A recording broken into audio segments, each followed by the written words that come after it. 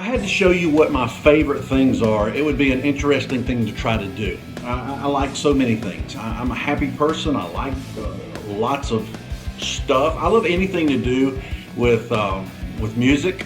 I love all kinds of music, but of course my favorite is, yeah, you got it.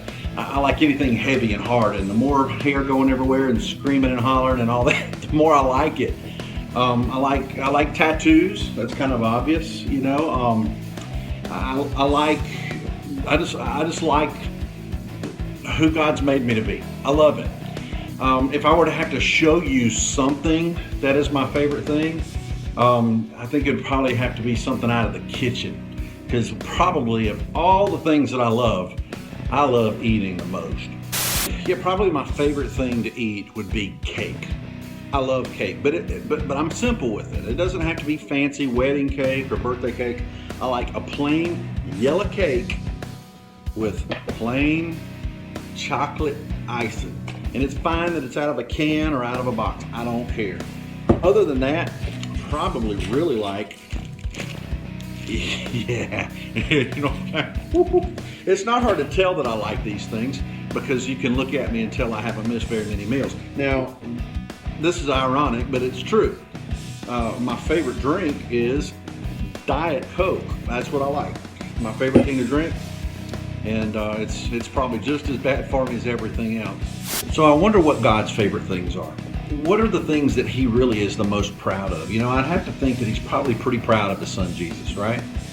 I would think that God is probably pretty proud of heaven. Can you imagine, of all the things that he created, and as amazing as earth has been, you know, some of the things on this planet are incredible.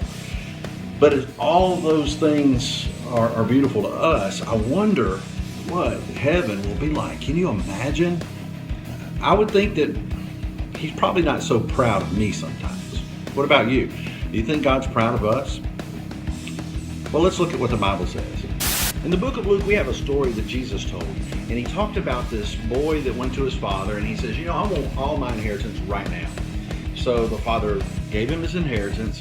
Then he left the father, he went away, and he did his own thing, lost all of his inheritance, found himself in a pig pen, so hungry that he was eating the pig slop.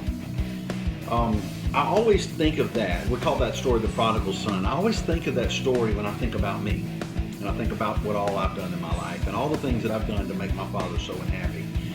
You know, I can imagine how that boy felt as he had nothing left in his whole world except to go back to the father, beg for forgiveness, and say, please take me back.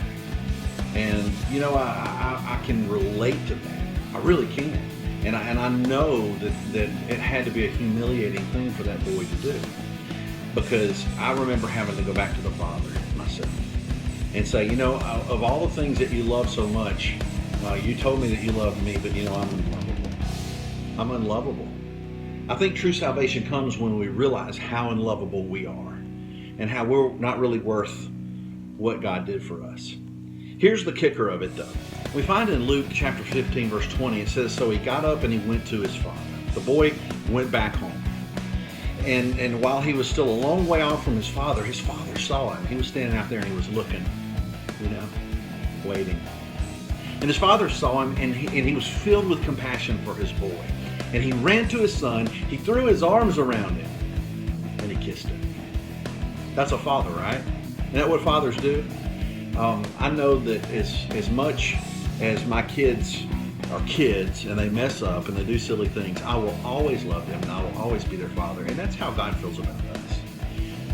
He loves us the same way, and he wants us to come to him the same way.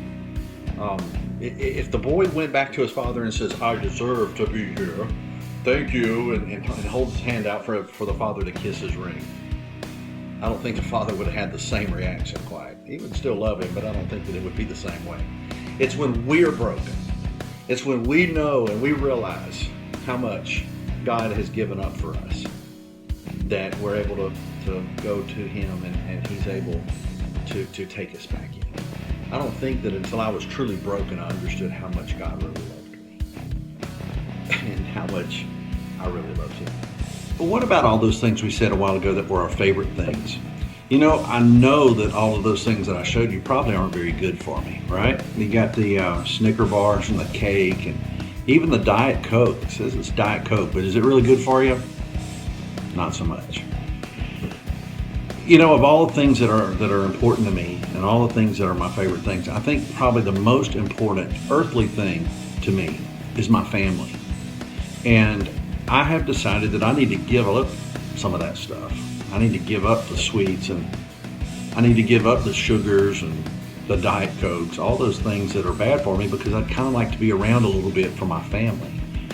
I make the sacrifice of the things that I really like but I don't need in order to have more time with them. Because that's what sacrifice is, right? If you love somebody, you give things up for that person, not because they require it, not because they demand it, but because you love them. Well, see, God did the same thing. Heaven, I think, makes God very proud. But you know, he gave up heaven to come down here. We're his creation that he loves so much that he gave up those things. And as he gave those things up, the only reason he did it is because, you know, he wanted to. The Bible says, Romans 5:8, that God demonstrated his love for us, that while we were yet sinners, Christ died for us. Demonstrate implies action. He showed his love for us. He chose to do that, and he did that as an action. He gave up heaven. He gave up his only begotten Son for me, for no other reason than the fact that he is my Father and he loves me. That inspires me. That makes me want to be more like him. And it makes me want to tell other people about him too, and his love. We've got a lot of folks walking around this world that need to know love. They need to know love. They don't need to know condemnation. They don't need to know hate. They don't need a bunch of people pointing at them and yelling at them. They need to know love. And the love that he gives to us is a transforming love that changes us. And that's what I want to tell folks about. That's what I always mean when I always say, let's go give them heaven.